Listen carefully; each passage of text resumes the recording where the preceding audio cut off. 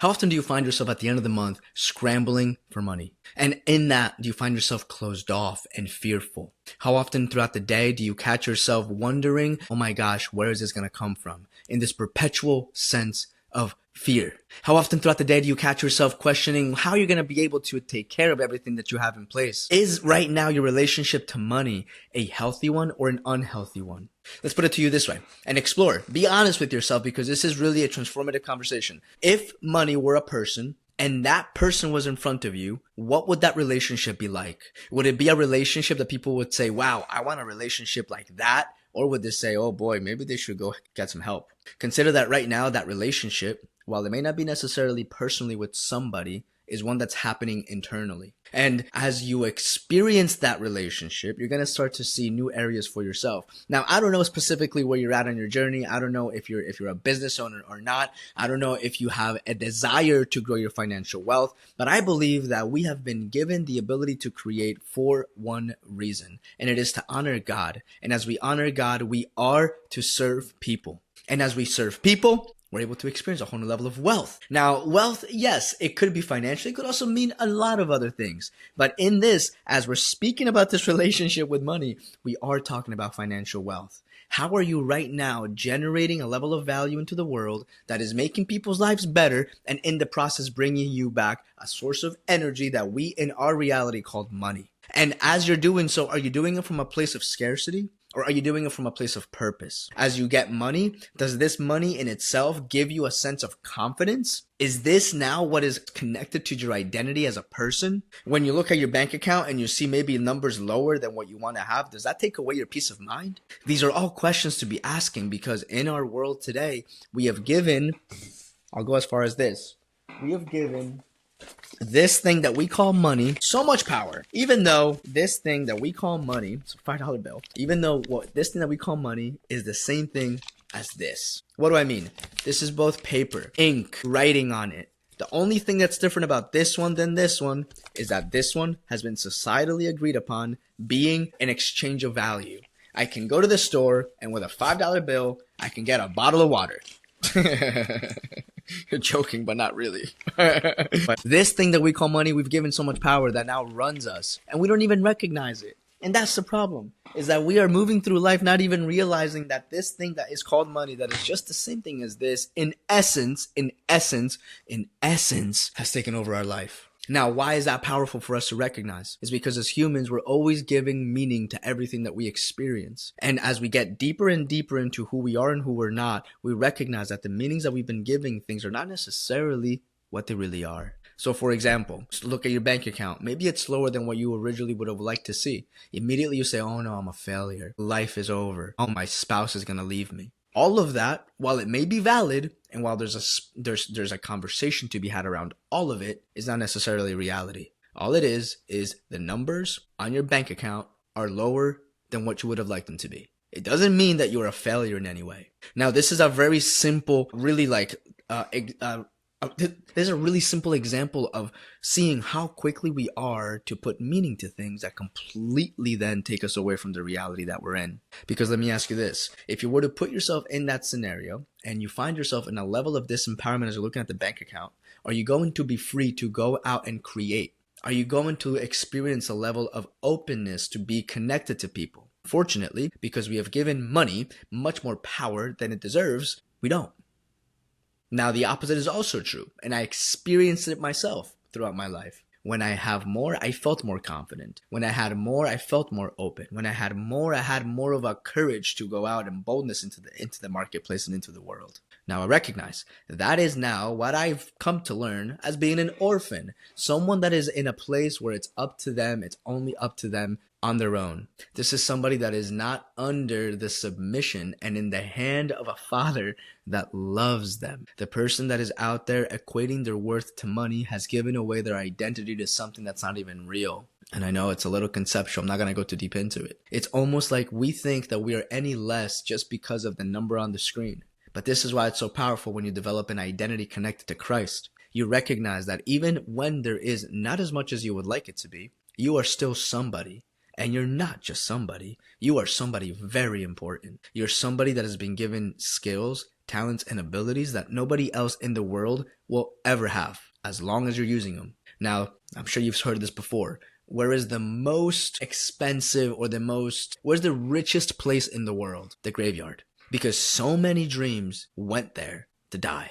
That's the richest place anywhere in the world, because people will go to their deathbeds without touching into what they were created for. And I believe that when we find identity and we really remember who we are, when we really remember, like we re-embody the person that we've been created to be, we're able to bring forth a contribution to the world that nobody else can. And consider that right now, the things that you love to do are an avenue for you to understand maybe what you were created for.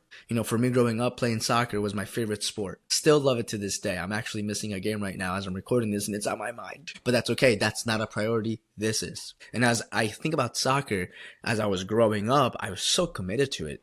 Hours on hours on hours riding my bike 40 minutes one way to get to the soccer field in the middle of winter in New Jersey, day after day, to go shoot, to go run, to go practice.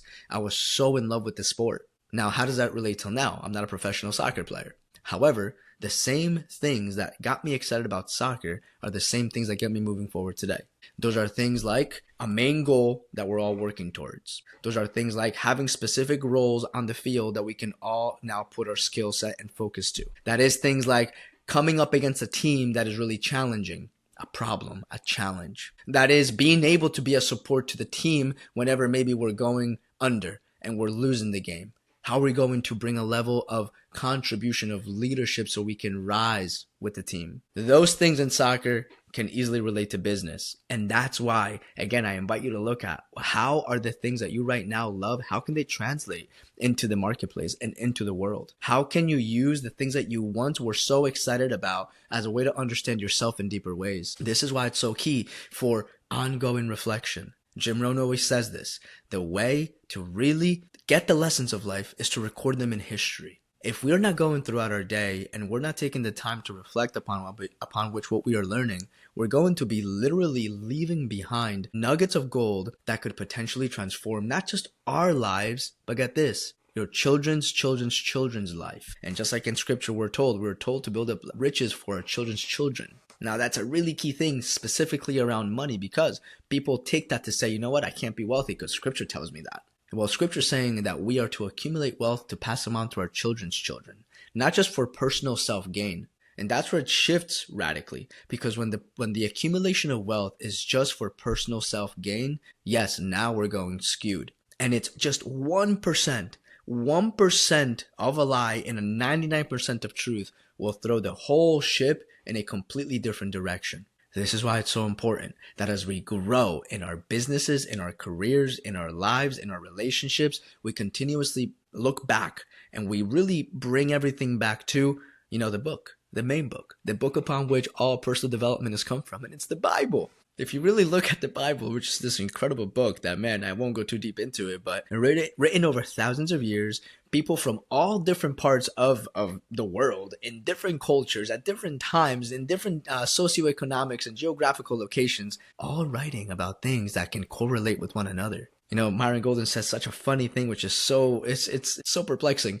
The book was the first example of what a hyperlink was all about. A hyperlink is when you go on a website and it says click here, and when you click here, it takes you somewhere else. The book, the Bible, is literally filled with that. Reference upon reference upon reference from New to Old Testament, where one thing connects to the next. Look, I'm only saying this because people get so caught up, and I was one of them. I used to get so caught up on it was translated by man. It's been translated over so many different languages. Even in the world of today, with all the different translations that there are between the Passion, between the New King James, between the New Living Translation, between the complete Jewish Bible, all of these different translations within the translation say different things. But the beautiful thing about that is, if we really allow ourselves to experience what God has for us in the book, we're going to get a truth that can't go in here, it goes in here, which brings in a deeper topic, and it relates directly with money. Pride. Can we really be humble enough to say, you know what, I may not know exactly who wrote this. It tells me it's this person. Can I be in a place of faith to trust that this is actually what it's telling me?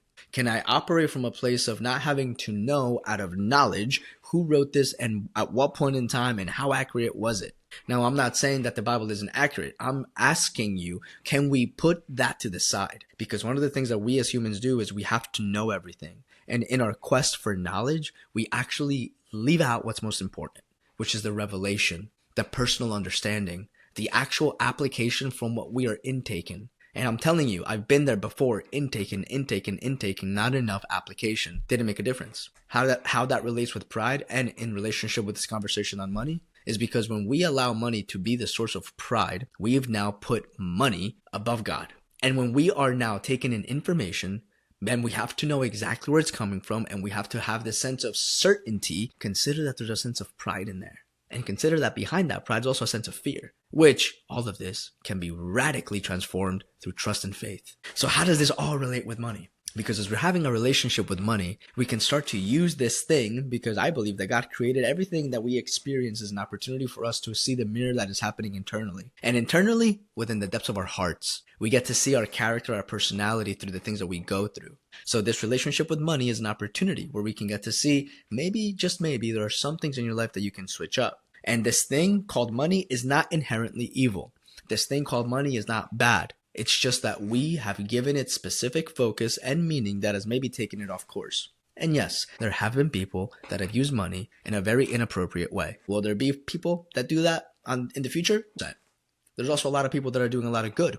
So it's really the tool. It's a tool that can be used for many things. This same phone that I'm using right now could be used to create content for OnlyFans. Obviously, that's not what I'm doing. So it's the tool itself, not the problem. It's how it's being used that is the challenge. And this is where, again, for us, as we move through life, we need to be really mindful for. What are the relationships that we are having with the things that we experience in today's conversation about money? Is this thing called money something that has power over me? Have I made money bigger than God? Have I placed God under money? Is now my security and my safety coming from this digital number that's on a computer screen somewhere? Because again, it's not even real. The money that we think is real, it's not real.